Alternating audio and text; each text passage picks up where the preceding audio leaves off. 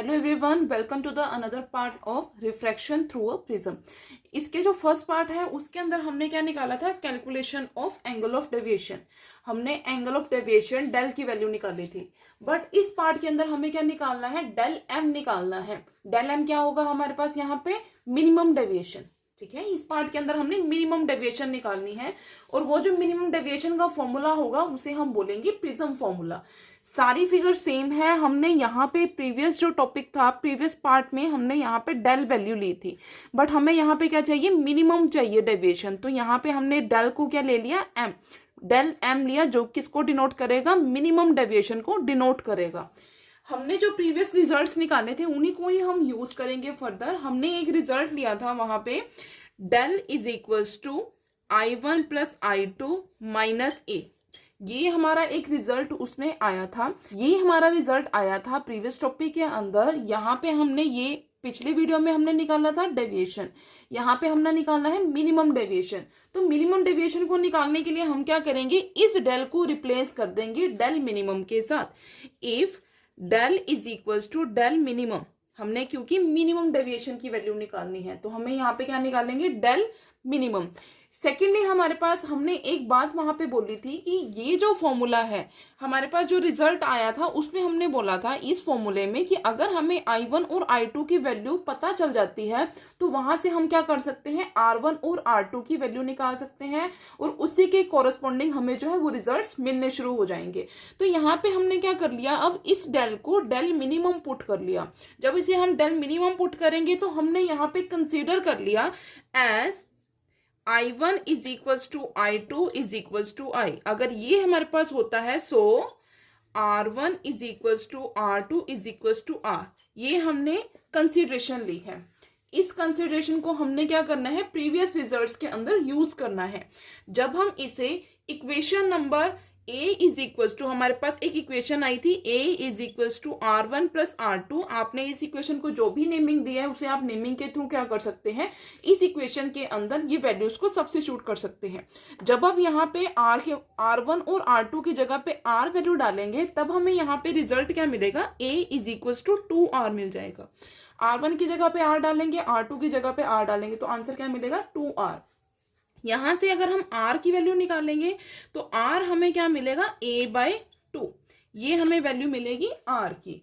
जब हमें ये वैल्यू R की मिल जाएगी तो इस इक्वेशन को हम क्या कर सकते हैं, यहाँ पे A की जगह पे क्या पुट कर सकते हैं, 2R पुट कर सकते हैं।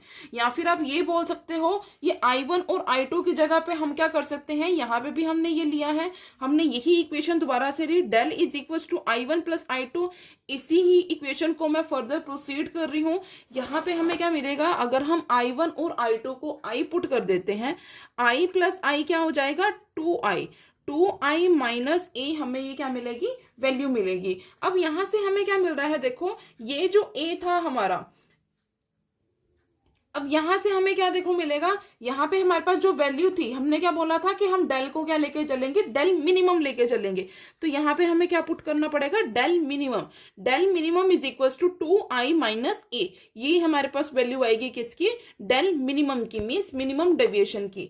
अगर मैं यहाँ से वैल्यू निकालना चाहूँ I की, तो ये I की वैल्यू यहाँ से क्या आएगी, इंसिडेंस एंगल की वैल्यू क्या आ जाएगी, del minimum plus A upon 2। ये हमारे पास वैल्यू आ जाएगी I की। इसके बाद हमने वहां पे क्या किया हुआ था, स्नेल्स लॉ को अप्लाई किया हुआ था। स्नेल्स लॉ को हमने अप्लाई किया था AC और AB फेसिस के ऊपर। तो उसी के ही कॉरेस्पॉन्डिंग हमारे पास जो स्नेल्स लॉ था, स्नेल्स लॉ के अकॉर्डिंग हमारे पास यहाँ पे म्यू की वैल्यू क्या आएगी, sine I over sine R। हमने वहां पे I1 और R1 लिया था, हम यहाँ पे अब क्या लेके चल रहे हैं, I1 I2 को हम I लेके चल रहे हैं, R1 R2 को हम R लेके चल रहे हैं। तो यहाँ पे मैंने यहाँ पे I1 और R1 नहीं लिखा है, सीधा I और R लिखा है। यहाँ से अब हम क्या करेंगे, R की वैल्यू डालेंगे और I की वैल्यू डालेंगे। अगर हम यहाँ पे वैल्यूज को सब्स्टिट्यूट करते हैं, I की वैल्यू, ये हमारे पास R की वैल्यू थी, ये हमारे पास I की वैल्यू है।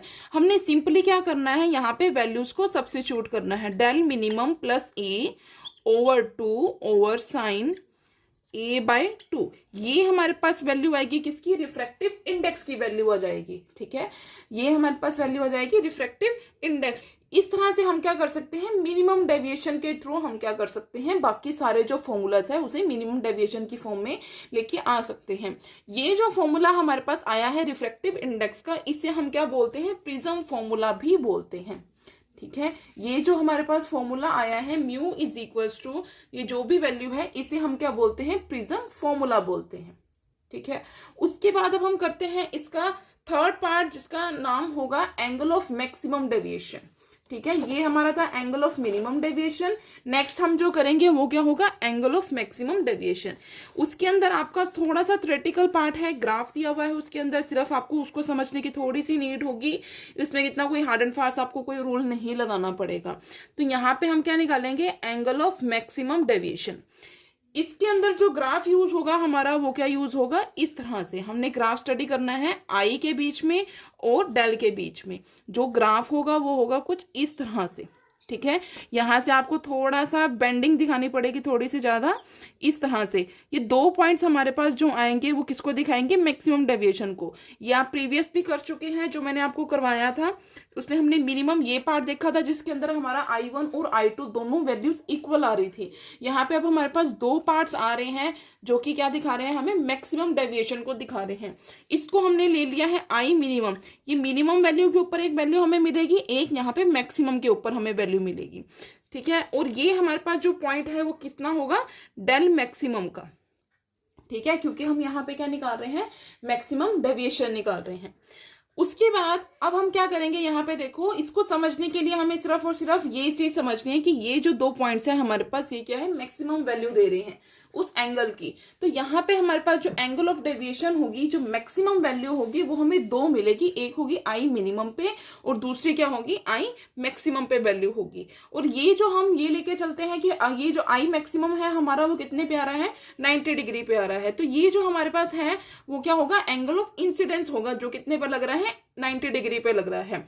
उसके बाद अगर हम ये ले लेते हैं कि अगर I हमारा जो एंगल ऑफ इंसिडेंस है वो लेस हो जाता है I मिनिमम से, अगर हमारे पास angle of incidence I less हो जाता है angle of incidence minimum value के, तब उस केस में हमारे पास क्या होगा कि हमारे पास जो एंगल ऑफ इंसिडेंस R2 होगा सेकंड फेज के अंदर, वो क्या हो जाएगा, ज्यादा हो जाएगा as compare to that of critical angle. तो ये छोटा सा हमारा था एंगल ऑफ मैक्सिमम डेविएशन का। और जब ये वाली कंडीशन आएगी हमारे पास कि I जो है वो हमारा लेस हो जाता है I मिनिमम से, तो उस केस को हम क्या बोलते हैं, I अगर हमारा लेस हो जाता है I मिनिमम से, तो उस केस को हम बोलते हैं टोटल इंटरनल रिफ्लेक्शन। ठीक है, जब ये कंडीशन हमारे पास सेटिस्फाई हो जाएगी, उसे हम बोलेंगे टोटल इंटरनल रिफ्लेक्शन। सो इसी के ही साथ हमारा रिफ्रैक्शन थ्रू प्रिज्म जो है वो कंप्लीट कवर हो जाता है। नेक्स्ट हमारे पास हम कवर करेंगे 2 टॉपिक्स एक साथ लूंगी मैं, वो होगा थिन प्रिज्म, और जो इसी के साथ टॉपिक कवर करेंगे वो करेंगे डिस्पर्जन ऑफ लाइट का। ठीक है, वो हम करेंगे अपने नेक्स्ट वीडियो में। So that was it for today's video. अगर किसी को भी कोई भी डाउट होगा इस टॉपिक के अंदर, then you are free to ask. अगर आपको मेरी वीडियो अच्छी लगी हो तो मेरी वीडियो को लाइक करना, मेरे चैनल को सब्सक्राइब करना, ज्यादा से ज्यादा शेयर करना। Thanks for watching.